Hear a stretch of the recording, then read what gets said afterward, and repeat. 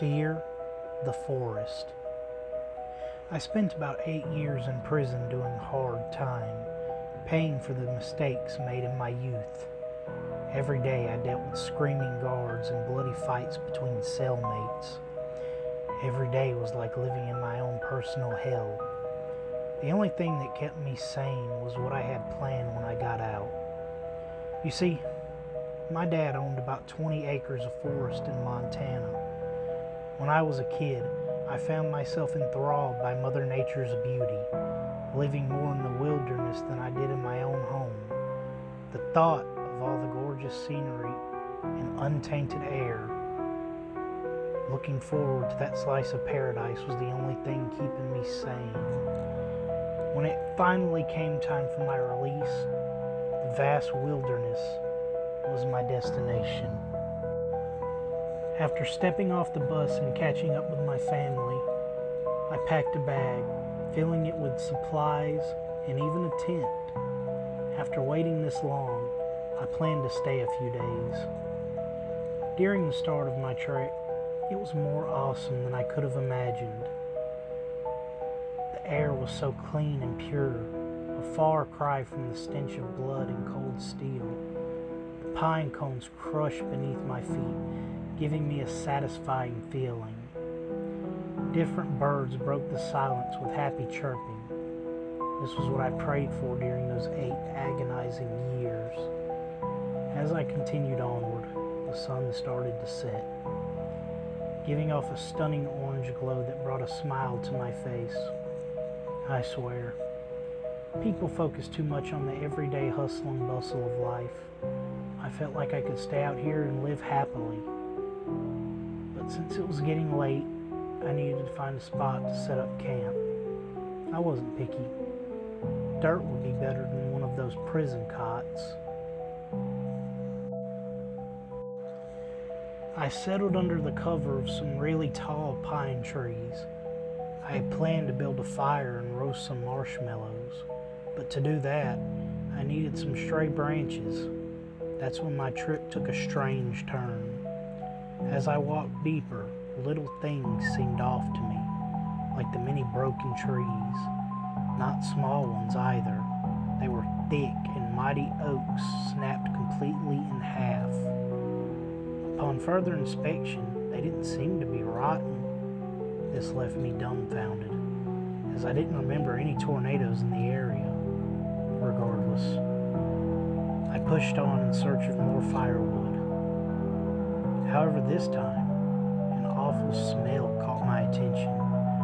The whole area seemed to reek of body odor, or that of a decaying animal. But I assumed this sort of smell was normal in the middle of the wilderness. Eventually, I came across a small cave. It looked so peaceful and serene, like I could pitch my tent and sleep peacefully here. But that putrid, sewage-like stench would fill the air even worse than before, like someone had been dumping their trash in this cave for years. As I inched closer, trying not to vomit, I saw something moving around inside. It looked like a small child, albeit covered in brown, matted hair.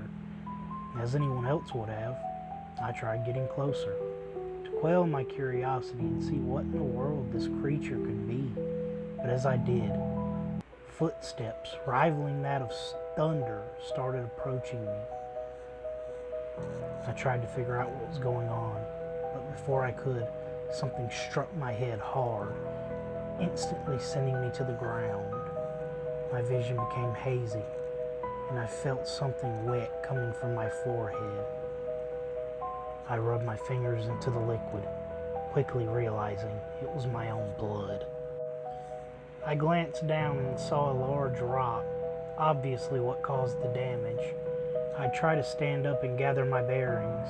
Unfortunately, this would be a moment that stuck with me for the rest of my life. Towering above me was a horrifying creature, straight out of a monster movie. It had to be around 9 feet tall, covered in moss-like brown hair. The creature's stench alone was enough to bring a man to his knees. Now, I've never considered myself a coward, especially considering I fought for my meals 8 years straight. But standing before this colossal, ape-like creature left me with only one option: run.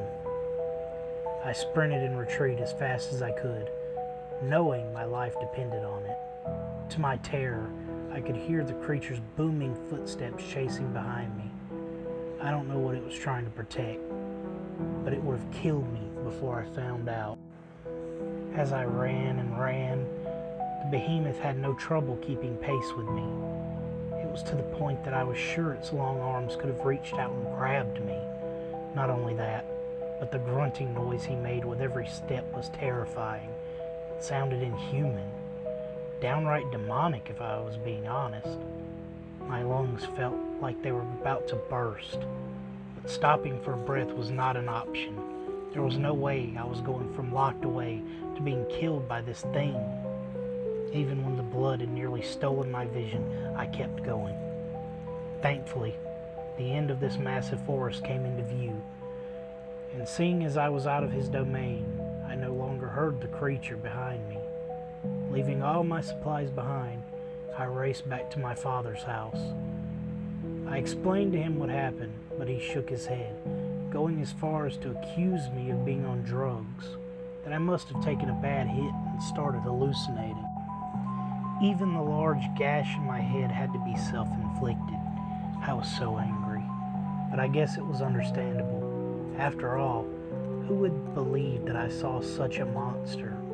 I've never been a fan of the paranormal, but after researching, I came to the conclusion that what I saw was none other than the legendary Bigfoot, a being that until now I would have told you was completely fabricated. It was so unreal. I wish it were drug-induced.